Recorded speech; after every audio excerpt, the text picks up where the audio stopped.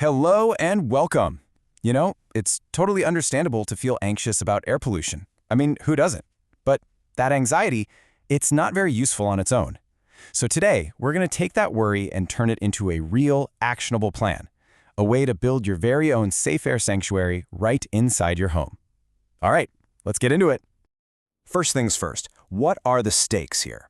Well, one study found that living with Delhi's air quality could knock a staggering 8 years off the average person's life. This isn't just some small inconvenience. We're talking about a serious, critical threat to our health. And look, this isn't some abstract problem for the future. It's happening right now. As this quote from our source material says, doctors are actually suggesting that more people are dying from air pollution than from COVID-19. I mean, just let that sink in for a second. That's how urgent this is. So here's our game plan for today. First, we'll quickly look at the crisis itself. Then we'll get to know our main enemy, a little thing called PM 2.5. And after that, it's all about solutions, how to fortify your home, how to pick the right air purifier, and how to deal with the sneaky pollutants you might be creating yourself. The situation is pretty dire. Breathing the air in a city like Delhi, for example, can be like smoking about 7 cigarettes a day. And when it feels like the big, official solutions aren't coming fast enough, well, the power to protect ourselves and our families really falls to us. And that's exactly what we're going to focus on. All right, so if we're going to fight this thing, we've got to know our enemy. So what exactly is this invisible threat that we're trying to keep out of our homes? Meet PM 2.5. Now, the first thing you have to understand is that PM 2.5 is not a gas. It's actually a mix of tiny solid and liquid particles, things like dust, soot, and chemicals, all just floating in the air. And the key thing about them is their size. They are incredibly small. This really puts it into perspective, doesn't it? A single particle of PM 2.5 is about 30 times smaller than the width of one of your hairs. And that microscopic size is exactly what makes it so dangerous. It's so small it can slip right past your body's defenses, get deep into your lungs, and then pass directly into your bloodstream, traveling to your heart, your brain, and everywhere else. So we need a target, right? A goal. And here it is. We want to get the PM 2.5 level inside our homes below 20 micrograms per cubic meter. Now, the official WHO guidelines are even lower, but getting under 20 is a huge practical step toward making the air in your home genuinely safe to breathe. This is our magic number. Okay, time for the good part, the solutions. We're going to build our own home fortress, and it all starts with the very first and maybe most important line of defense, sealing your home off from the outside. Get this. Research shows that a huge chunk of the pollution inside your house, we're talking anywhere from 54 to 96%, is coming directly from the outside. So what's the biggest, most impactful first step? Simply sealing the perimeter. Close your windows and doors, especially during peak pollution times. And don't just close them. Look for any little gaps around the frames and seal them up with simple foam or rubber strips.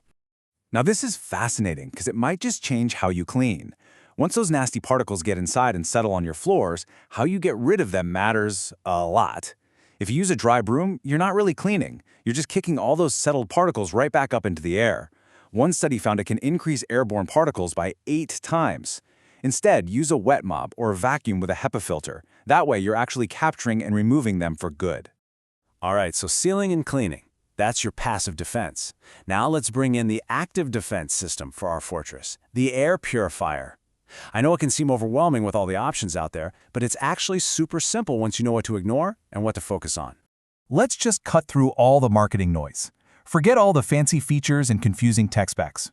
When you are buying an air purifier, you only need to care about 2 things. Seriously, just 2. Number 1, does it have a true HEPA H13 filter? That's the gold standard. And number 2, what's its KDR, or clean air delivery rate? Everything else, ionizers, UV lights, ozone, is mostly just marketing, and sometimes, like with ozone, can even be harmful. So what about that CADR thing? How do you know which one to get? Well, thankfully, there's a really simple rule of thumb for this. Just take the square footage of your room and make sure the purifier's KDR number is at least 2/3 of that.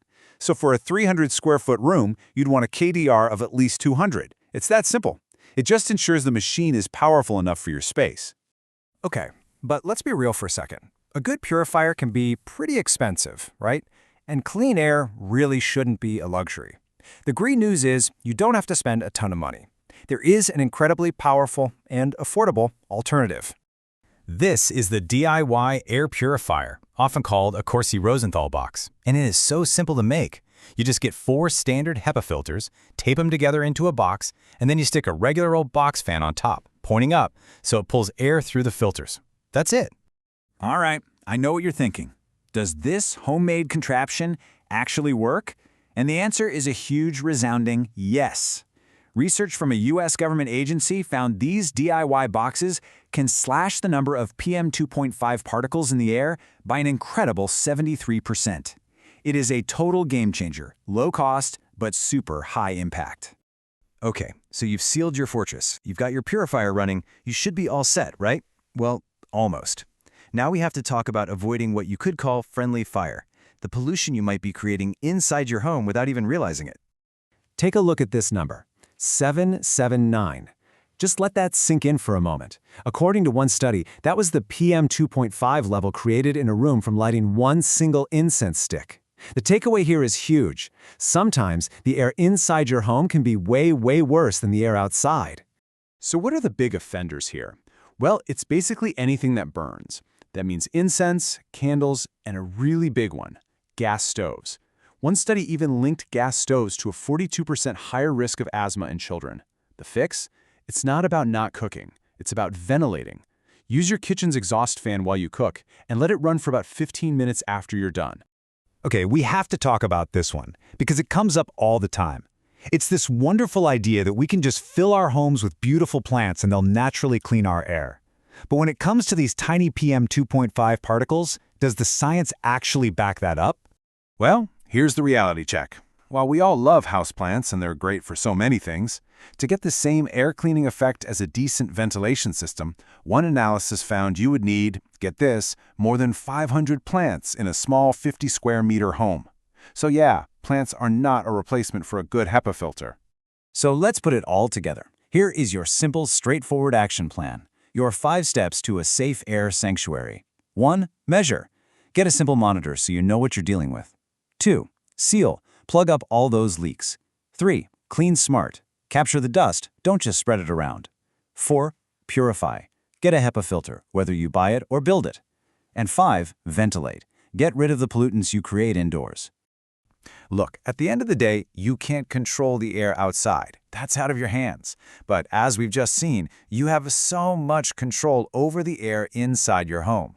This whole thing isn't about feeling powerless. It's about being empowered. So the only question left is, looking at that plan, what's the first step you're going to take today?